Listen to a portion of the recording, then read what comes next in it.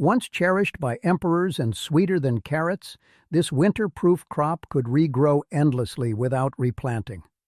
So why did industrial agriculture bury it?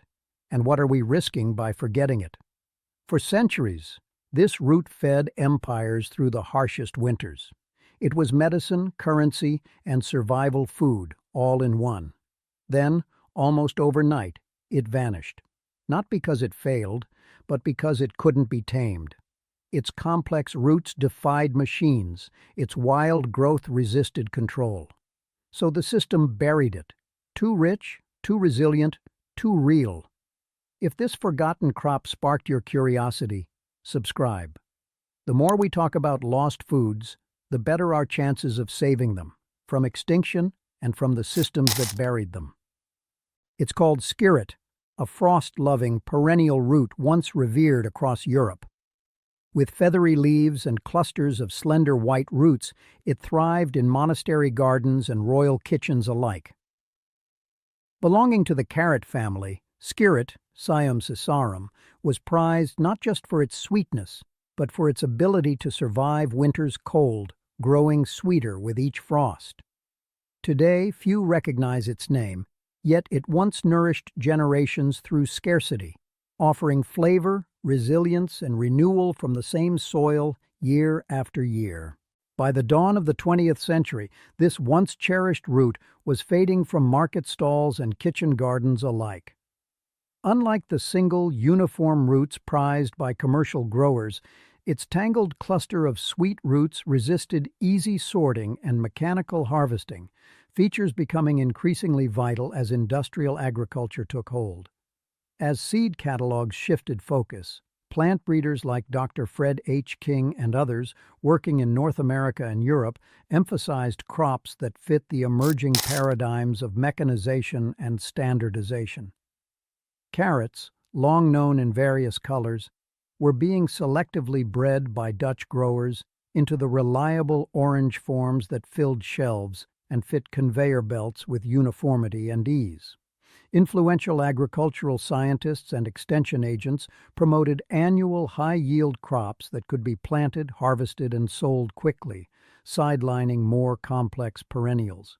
With institutional research, government extension programs, and commercial seed houses all aligned behind these modern priorities, traditional vegetables with irregular shapes or labor-intensive harvests lost investment and visibility. By mid-century, the root that once fed households through winter had nearly vanished from mainstream agriculture, relegated to heirloom collections and the memories of older gardeners. Skirret, Siam cisarum, is a hardy perennial root crop from the carrot family, known for its sweet white roots that grow in clusters. Thriving in cool climates, it becomes even sweeter after frost due to natural sugar accumulation, a trait rare among vegetables. It tolerates shade, poor soil, and neglect, making it ideal for permaculture and low-maintenance gardens. Nutritionally, it's rich in vitamin C, calcium, and natural sugars, surpassing carrots in both flavor and density. Historically, skirret was a winter staple in medieval Europe, grown in monastery gardens and served at royal tables. Roman Emperor Tiberius once demanded it as tribute from Germanic tribes. But as agriculture industrialized in the 19th and 20th centuries, breeders and scientists prioritized uniform, annual crops like the orange carrot, easier to mechanize and sell. Skirret's irregular shape and clustered roots made it incompatible with machines, and by the 1900s, it was all but forgotten, buried not by nature, but by profit-driven systems. Skirret fell from grace not because it lacked value, but because it had too much of the wrong kind. In a pre-industrial world, its complex roots, resilience, and perennial nature made it a beloved staple. It grew year after year without replanting, thrived in poor soils, and became sweeter in the cold, a perfect winter crop for feeding entire communities during the hungriest months. It was a plant for the people. But as the Industrial Revolution reshaped agriculture, skirret's greatest strengths became liabilities. The crop didn't conform to the emerging model of high-speed, mechanized monoculture. Its multi-rooted, irregular clusters tangled in harvest machines. Unlike uniform orange carrots, which could be lined up, packaged, and shipped with mechanical precision, Skirret demanded hand harvesting and couldn't be standardized. It was simply too wild for the system being built. By the early 20th century, seed companies, like Burpee and Sutton's, shifted focus toward uniform, visually appealing crops. Orange carrots, refined by Dutch breeders and promoted across Europe and North America, became the ideal: predictable, attractive, and profitable. Skirret, with its tangled form and complex flavor, was excluded from the catalogs. Agricultural extension services rarely mentioned it, and by mid-century, most commercial farmers had never heard of it. Its low input requirements also worked against it. Perennial crops like Skirret don't demand annual replanting or constant fertilizer, meaning they don't generate recurring sales for seed companies or agrochemical industries. In a system designed to monetize repetition, Skirret offered no leverage for growth, and so it disappeared, not because it failed to feed, but because it failed to fit the machinery of profit. It was erased from mainstream farming, not by scarcity or disease, but by design. A plant that once nourished the poor through winter was discarded because it didn't serve the needs of industrial capital. Today, it lingers only in seed-saving circles and backyard plots, waiting to be remembered. Skirret, Sium sessarum, is a frost-hardy perennial root vegetable belonging to the carrot family, Apiaceae.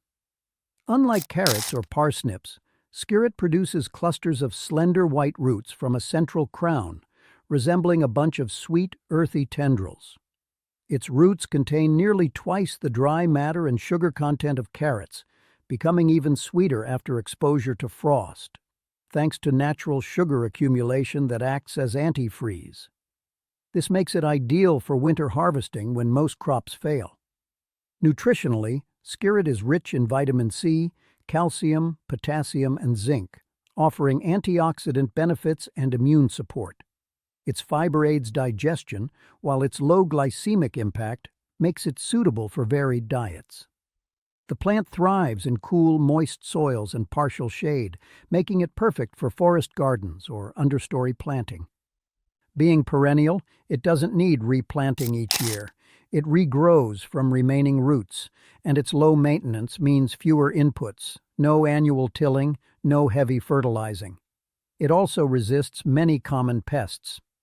Though some roots may develop a woody core, careful selection and soil management can minimize this, making Skirret a nutritious, sustainable, and climate-resilient addition to modern gardens. Skirret holds a unique place in the modern agricultural conversation, not just as a forgotten relic, but as a solution to many of today's most pressing food challenges. Its perennial growth habit allows it to produce food year after year without replanting, reducing labor, soil disturbance, and input costs.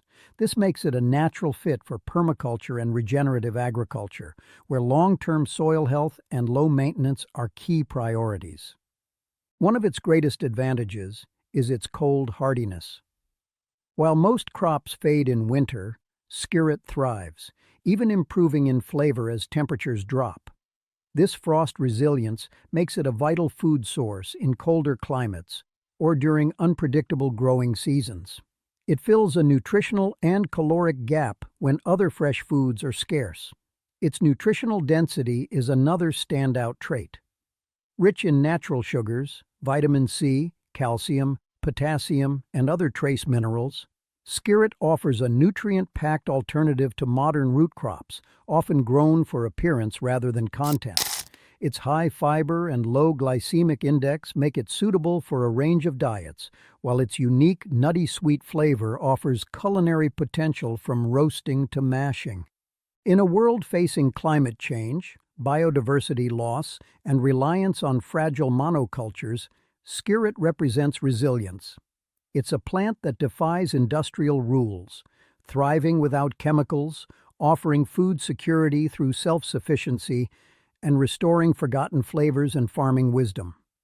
Its return isn't just nostalgic, it's necessary. Skirret wasn't just forgotten, it was systematically erased. As agriculture industrialized, food systems shifted from diverse, nutrient-rich crops to those that fit the needs of machines and markets. Skirret, with its tangled cluster of roots and variable size, simply couldn't be harvested efficiently by early mechanized tools. Its form defied the rigid uniformity demanded by conveyor belts and packaging lines. Meanwhile, crops like the orange carrot, uniform, smooth, and easily processed, were bred and favored for mechanical efficiency, not taste or nutrition. But machines weren't the only force behind Skirret's erasure. As pharmaceutical industries rose in the 20th century, many traditional medicinal and nutrient-dense foods were sidelined in favor of synthetic pills. Skirret's high vitamin C content, once vital in preventing scurvy and boosting immunity, could now be replaced by a $500 supplement regimen. Its digestive benefits, once valued by herbalists, were no longer marketable in a system built on patented medicine. The food system became less about nourishment and more about scalability. Crops that healed, fed, and sustained communities were discarded if they couldn't be controlled, processed, or monetized. Skirret didn't disappear because it failed. It was buried because it succeeded in ways that didn't turn a profit. Its resilience, complexity, and self-sufficiency made it incompatible with systems that thrive on dependence and repetition. Skirret's story is not just one of loss, it's a quiet rebellion waiting to be revived.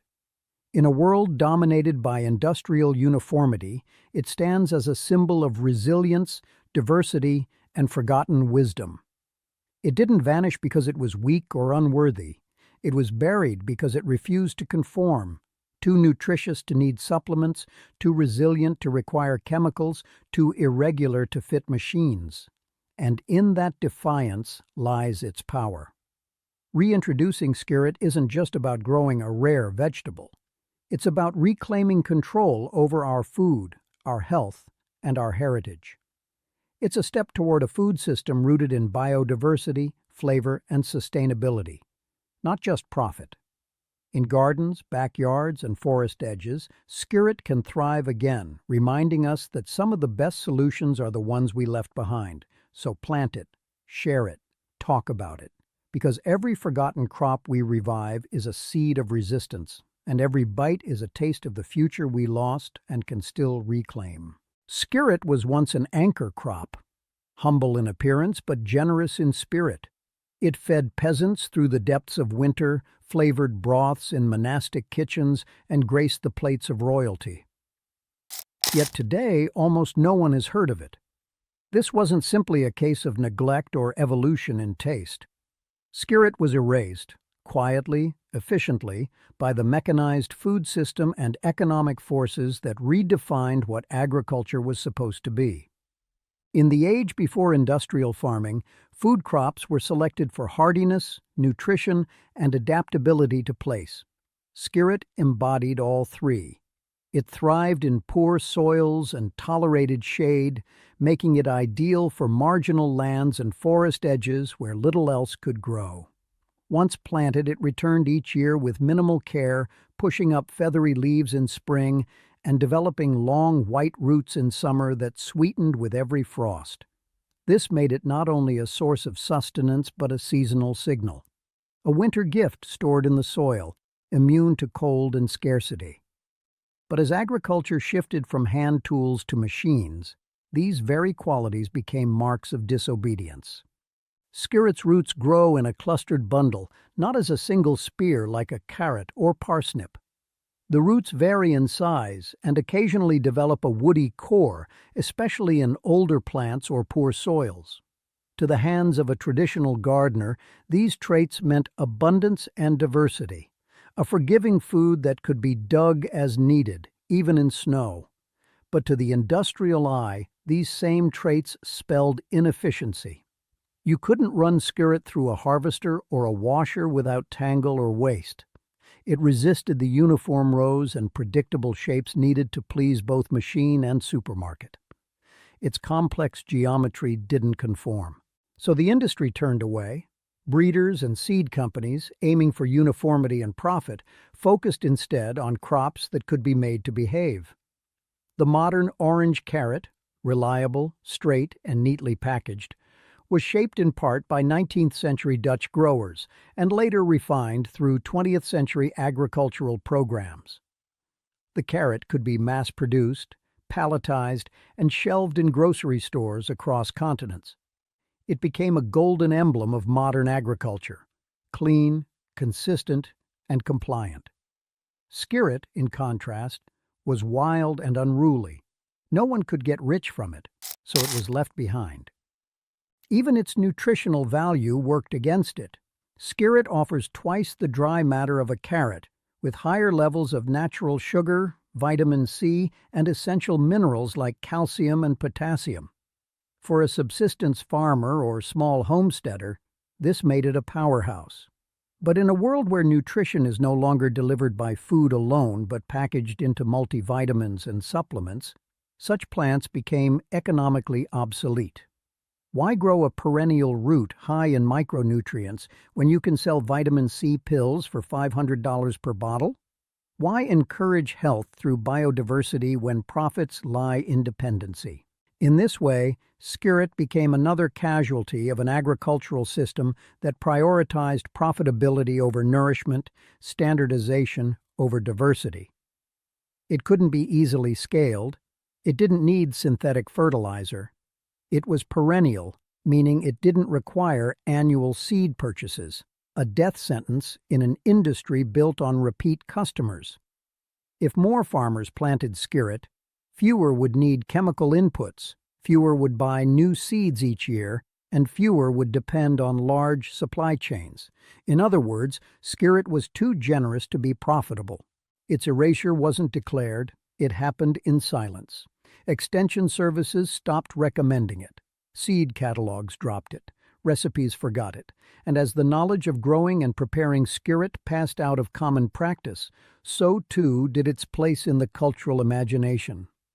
A root that had once been praised by Roman emperors and featured in Elizabethan gardens was demoted to the fringes, preserved only by a handful of heirloom gardeners and plant preservationists. Yet skirret's properties still whisper of its worth. It doesn't bolt in summer. It doesn't rot in frost. It can be left in the ground all winter and dug up as needed, each root bursting with sweetness the colder it gets. It thrives in places where nothing else wants to grow. It's naturally pest-resistant and does not require constant care. The roots can be steamed, roasted, mashed, or candied, offering a flavor somewhere between a parsnip, carrot, and a hint of nutmeg. And it multiplies, not just above ground but underground, where side shoots can be divided and replanted without ever needing a seed packet again. There is a quiet intelligence in skirret's design. The plant doesn't ask for much. It waits, buried beneath the snow, storing sugars through the dark months, ready to sustain. It offers a food source not tied to the frantic pace of seasonal planting or the destructive churn of tilling. It lends itself to polycultures, forest gardens, and homestead plots. It doesn't need synthetic intervention. In a world unraveling from the excesses of extractive agriculture, these qualities are not just admirable, they are revolutionary. So why is it unknown today? Because a crop that feeds people too efficiently, too affordably, and too independently is dangerous to a system built on volume, turnover, and dependence. Skirret was unprofitable not because it lacked merit, but because it offered too much without needing the system. It was the wrong kind of successful.